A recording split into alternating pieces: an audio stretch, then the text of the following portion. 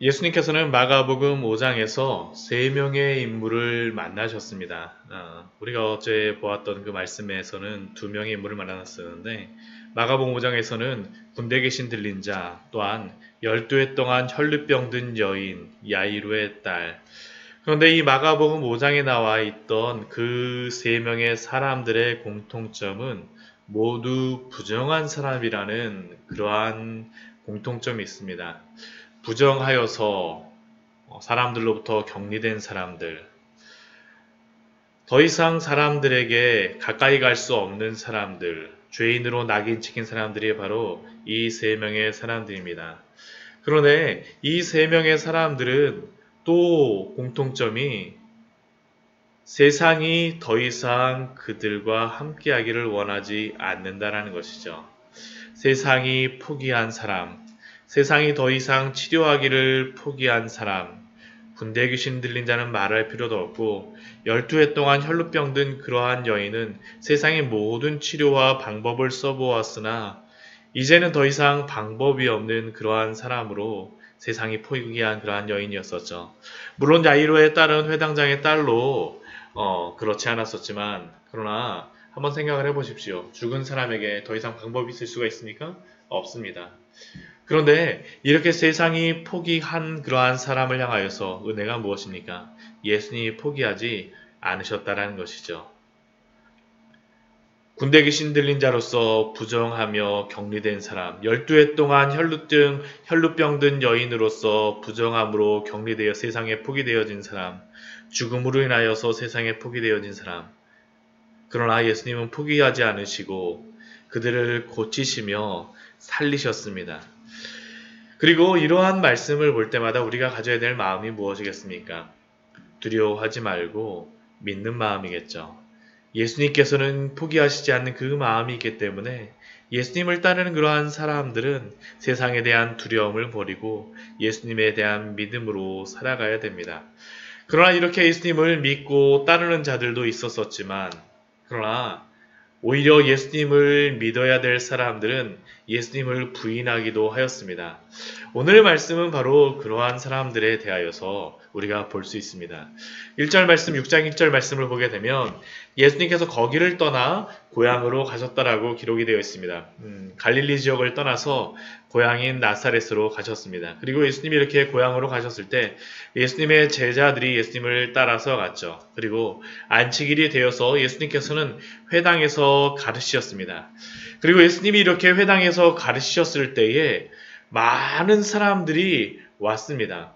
오늘날에도 그렇지 않습니까? 제가 요즘에 그 강원도를 저번 겨울에 한번 다녀오면서 보니까 요 시골 마을 앞에 플랜카드가 있더라고요. 무슨 플랜카드냐면 어디 어디 대학교 입학해갖고 플랜카드를 적혀놓은 것을 보았었습니다.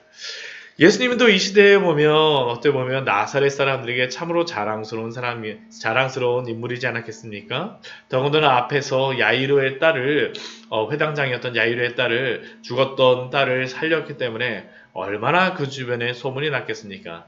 그러한 예수님이 오셔서 회당에 가르치신다고 하니까 많은 갈릴리 사람들이 예수님께 와서 그 말씀을 듣고자 했습니다. 그리고 그 말씀을 들었을 때 놀랐습니다. 갈릴리에서도 예수님이 회당에서 가르치셨을 때 놀랐었는데 이 갈릴리의 예수님의 그러한 고향 사람들도 예수님의 가르치심에 대하여 놀라며 이야기하기 시작했습니다. 무엇이라고 이야기합니까? 이 사람이 어디서 이러한 것을 얻었느냐? 이 사람의 받은 지혜와 그 손으로 이루어지는 이런 권능이 어찌 됨이냐? 와, 대단하다라는 것이 바로 이들의 고백이었었죠. 그런데 이들의 이러한 고백에 놀라운 것은 그러나 이것이 기쁨으로 인하여서 예수님을 믿기 위한 그러한 놀라움이 아니었습니다. 그 3절 말씀을 보게 되면 이들의 그러한 이후에 말하는 것들이 있습니다. 이렇게 예수님에 대하여서 그 말씀을 듣고 놀랐음에도 불구하고 이들이 말하는 것이 무엇입니까? 이 사람이 마리아의 아들 목수가 아니냐? 야고보와 요셉과 유다와 시몬의 형제가 아니냐? 그 누이들이 우리와 함께 여기 있지 아니하냐 하면서 예수님을 배척한 것입니다. 왜 이들이 예수님께 대하여서 예수님을 믿은 것이 아니라 배척했겠습니까? 예수님을 너무나도 잘 알았기 때문이죠. 여기서 마리아의 아들 목수라는 것은 우리가 한번 생각해 볼 필요가 있는 게 보통 우리가 누구누구의 아들 하게 되면 그 남자의 그러한 아들로도 얘기하지 않습니까? 요셉의 아들로 이야기하는 것이 맞을 텐데 마리아의 아들 목수라고 하는 것은 이 요셉이 죽은 때로서 생각하는데 요셉이 죽었기 때문에 마리아의 아들이라고 했을 텐데 과부인 마리아의 아들 목수가 아니냐 하면서 예수님을 깔보는 이야기이고 또한 야고보와 요셉과 유다와 시몬의 형제도 우리와 함께 있는 사람인데 또한 그 누이들도 우리와 함께 있는데 하면서 너무나도 잘한다라는 것이죠. 그들이 잘 아는 지식이 오히려 예수님을 믿게 만든 것이 아니라 예수님을 배척하게 만들었습니다. 왜 이러한 일이 발생하겠습니까?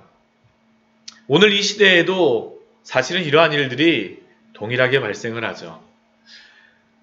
우리가 과학기술이 발달하면서 이 과학기술을 가지고 하나님을 믿고 하나님을 따르는 그러한 지식이 되어야 되는데 이 시대의 기술이 사실은 그렇지 않습니다. 지식이 그렇지 않죠.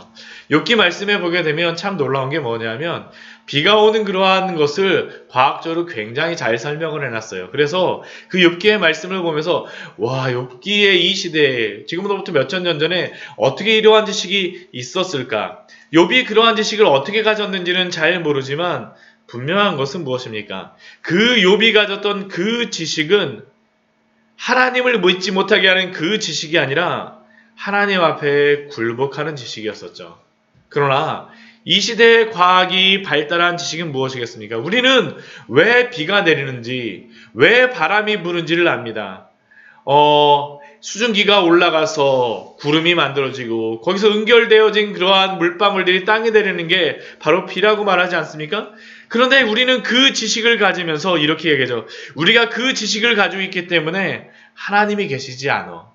우리가 알고 있는 그러한 생물학적인 지식들과 이 땅의 천체 물리학에 대한 그 지식들은 오히려 하나님을 믿는 지식이 아니라 하나님을 믿지 못하게 하는 지식으로 우리의 믿음을 오히려 이 세상의 사람들이 하나님을 믿지 못하게 하는 그러한 걸림돌들이 되고 있습니다. 그러나 우리가 과학의 그러한 것들을 보십시오. 그 과학이 하나님이 없다라는 것을 증명하는 것이 있나요? 그렇지 않습니다. 아무리 많은 지식을 인간이 가졌다 할지라도 한번 보십시오. 호주에서 산불이 일어났을 때 우리가 그 비가 내리는 방법을 안다라고 해서 그 호주에 비가 내리겠습니까? 그렇지 않습니다. 비가 내리기를 기다릴 수밖에 없었었죠. 우리가 가져야 될 그러한 지식이 무엇이겠습니까? 하나님을 배역하며 하나님을 배척하는 지식이 아니라 하나님을 믿고 하나님을 따르게 하는 굴복하는 지식이 되어야 됨을 또한 우리가 필요함 우리는 기억해야 됩니다. 이 예수님의 이 고향의 사람들의 이 믿음도 예수님에 대한 지식도 그랬죠. 예수님을 알긴 알았으나 오랜 시간 동안 알았으나 그들이 알았던 그 지식은 예수님을 믿게 하는 지식이 아니라 예수님을 배척하게 하는 그 지식이었음을 기억하십시오. 사랑하는 성도 여러분, 우리가 예수님에 대해서 알아갈수록 우리가 하나님의 말씀에 대해서 더욱더 깨달아갈수록 그 말씀 앞에 굴복하시기 바랍니다. 그 말씀이 우리로 하여금 굴복해 함으로 말미암아 예수님을 더욱더 믿게 만드는 그러한 아름다운 지식이 될 수 있도록 우리의 마음속에 날마다 그 은혜 주기를 기도하여 주십시오. 그래서 우리 4절 이후의 말씀에 보게 되면 예수님이 이렇게 말씀하시죠. 그들에게 이르시되 선지자가 자기 고향과 자기 친척과 자기 집 외에는 존경을 받지 못함이 없느니라 하시고 거기서는 아무 권능도 행하실 수 없어 다만 소수의 병자에게만 안수하시고 고치실 뿐이었고 예수님이 이곳에서 이들이 믿지 않음으로 말미암아 권능을 행하실 수 없었던 것이죠. 그러나 이렇게 예수님이 권능을 행하실 수 없었다 해서 예수님이 하실 수 없는 것이 아닙니다. 오히려 예수님이 그곳에서 권능을 하시면 하실수록 이들의 마음이 예수님을 배척하며 부인하였기 때문에 하시지 아는 것입니다. 그리고 우리 6절 말씀을 보게 되면 이렇게 기록이 되어 있어요. 그들이 믿지 않음을 이상히 여기셨더라. 우리 6장 우리 앞부분의 말씀해 보게 되면 예수님이 이 회당에서 가르치실 때 많은 사람이 듣고 놀랐다라고 하는데 오히려 뒤에서는 사람들이 놀라는 것으로서 예수님을 따르는 것으로서 끝나는 것이 아니라 그들이 믿지 않음을 이상히 여기셨다라고 예수님께서 말씀하십니다. 사랑하는 성도 여러분, 우리에게 주신 그 성경의 지식을 가지고 예수 그리스도를 아는 지식을 가지고 예수님을 더욱더 믿으시기 바랍니다. 믿으세요. 우리에게 주신 그 지식을 가지고 하나님 앞에 굴복하는 지식으로 삼으십시오. 더욱더 우리가 예수님을 믿어야 되겠죠. 그러나 이렇게 예수님을 고향 사람들이 예수님 앞에 굴복하지 않고 믿지 않으셨다라고 예수님께서 그냥 거기서 포기하신 것이 아닙니다. 우리 이 말씀 뒤에 말씀을 보게 되면 어떠한 일들이 있습니까? 예수님의 형제였던 야고보와 유다 같은 경우는 어떻게 됩니까? 야고보 같은 경우에는 예루살렘의 나중에 기둥과 같은 그러한 사람이 됨으로 말미암아 스스로 야고보서 말씀에 이렇게 기록하고 있습니다. 하나님과 주 예수 그리스도의 종 야고보는 자신을 스스로 예수님의 종이 되기를 칭하기를 결코 부끄러워하지 않았었죠. 유다도 그렇습니다. 예수 그리스도의 종이요 야고보의 형제인 유다는 그들은 예수님의 종이 된 것을 자랑하였으며 또한 야고보와 같은 경우는 예수 그리스도와 그가 전하신 복음을 위하여 전하다가 순교를 하였다라고 전해지고 있습니다. 이러한 말씀을 본다면 우리가 복음을 전할 때 우리가 전하는 그 복음에 대하여서 적대적이며 배척하는 사람이 있다 할지라도 그러나 그 영혼을 위해서 기도하시기 바랍니다. 왜냐하면 하나님의 때에 하나님의 방법으로 그들을 구원하시기 때문입니다. 그래서 우리는 하나님의 말씀을 갖고 끝까지 기도하고 복음을 전해야 되겠죠. 예수님도 동일합니다. 오늘 말씀을 보게 되면 예수님의 가족들과 또한 그 고향의 사람들이 예수님을 배척하지만 그러나 예수님께서는 7절 이후의 말씀을 보면 12제자를 부르셔서 그들을 둘씩 짝지어서 이스라엘 전역으로 보내십니다. 왜냐하면 복음을 전하도록 하기 위하여서요. 복음을 전하도록 계속 예수님께서는 복음을 전하시는 것들을 그 제자들에게 시키십니다. 그런데 예수님이 그 제자들을 파송하실 때에 말씀하시는 것이 있습니다. 그 제자로서 이제 그 복음 전도 여행을 떠나게 하시는데 우리는 보통 여행을 떠난다면 많은 것들을 가지고 가려고 그러지만 예수님께서 그렇게 말씀하지 않으세요. 우리 8절 말씀과 9절 말씀을 보게 되면 가져가지 말라라고 말씀하세요. 여행을 위하여 지팡이 외에는 양식이나 배낭이나 전대의 돈이나 아무것도 가지지 말며 그냥 신고 있는 신발 신고 두벌 옷도 가지지 말고 입고 있는 옷 가지고 가라고 말씀하세요. 왜 그러겠습니까? 하나님이 먹이시고 입히신다라는 겁니다. 그리고 그 집이 어디가 됐든지 간에 들어가면 그 집에서 축복하며 거기서 유하면서 복음을 전하라는 것입니다. 복음을 전하는 자들은 바로 이렇게 행해야 되겠죠. 그러나 이렇게 복음을 전할 때에 그러나 모든 사람들이 그 복음을 받아들이는 것은 아닙니다. 예수님의 고향 친척들과 예수님의 가족들조차 예수님을 부인하는데 그 제자들이라고 다르겠습니까? 우리 11절 말씀 보면 이렇게 기록이 되어 있죠. 어느 곳에서든지 너희를 영접하지 아니하고 너희 말을 듣지도 아니하거든. 듣지 않는 자들이 있을 수 있다라는 것이죠. 그런 때 뭐라고 예수님께서 말씀하십니까? 발 아래에 먼지를 떨어버려 그들에게 증거를 삼으라고 말씀하세요. 이 말씀에 발 아래에 먼지를 떨어버리라는 것은 다른 의미가 아닙니다.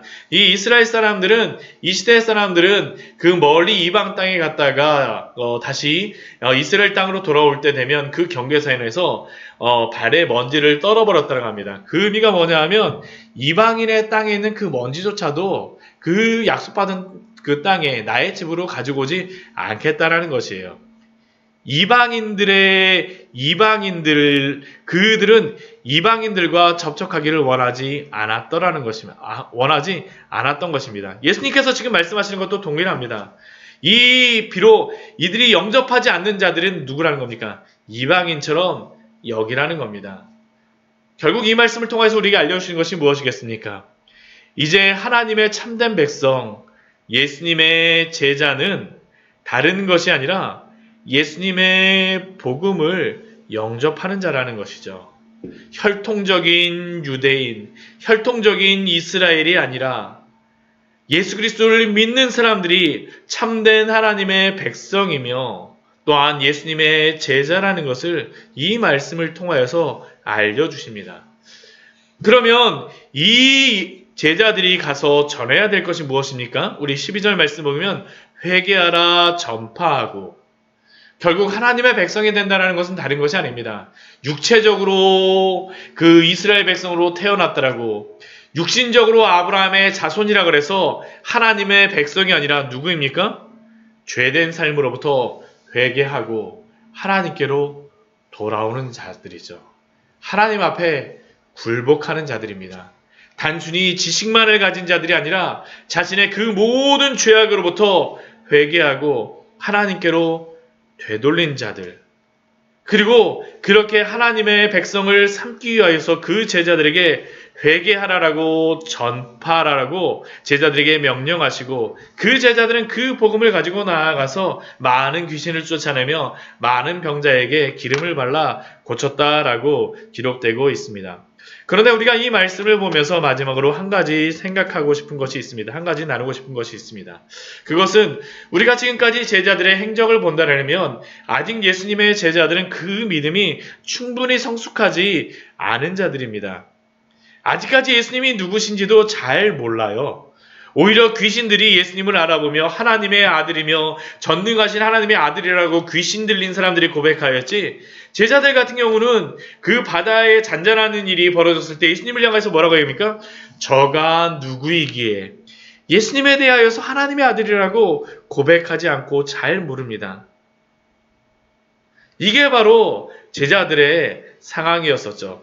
그리고 이 이후의 말씀을 보게 되면 예수님을 따라다니면서도 예수님이 그 십자가에, 그 예루살렘의 십자가에 달리기에 올라가시는 그 상황에서도 내가 십자가에 달린다라고 했을 때도 제자들의 모습이 무엇입니까? 누가 크냐라고 서로 견제하며 싸웠던 모습이 바로 제자들의 모습입니다. 그런데 그럼에도 불구하고 이렇게 부족한 제자들임에도 불구하고 예수님이 복음을 가지고 나아가게 하세요. 왜 그렇겠습니까? 제자들의 능력은 제자 자신의 능력이 아니라 예수 그리스도의 능력이기 때문입니다. 제자의 능력은 사람의 능력이 아니라 예수 그리스도께 기대므로 말미암아 예수 그리스도를 믿음으로 말미암아 그 능력이 드러난다는 것이죠. 우리도 그렇지 않습니까? 우리가 부족함에도 불구하고 하나님께서 그 부족한 자라 할지라도 우리를 사용하심을 믿으시기 바랍니다. 우리의 부족한 능력을 통하여서가 아니라 하나님의 영광을 드러내기 위해서 하나님이 부족한 자를 사용하십니다. 말씀을 정리하도록 하겠습니다. 코로나로 인해서 많은 사람들이 두려워하며 또한 많은 사람들이 이때에 움츠려들고 있습니다. 그러나 사랑하는 성도 여러분, 우리를 제자로 부르셨으니 하나님을 의지하여 예수 그리스도의 복음을 가지고 담대하게 나아가십시오. 우리의 능력이 아니라 예수 그리스도의 능력입니다. 같이 기도하도록 하겠습니다.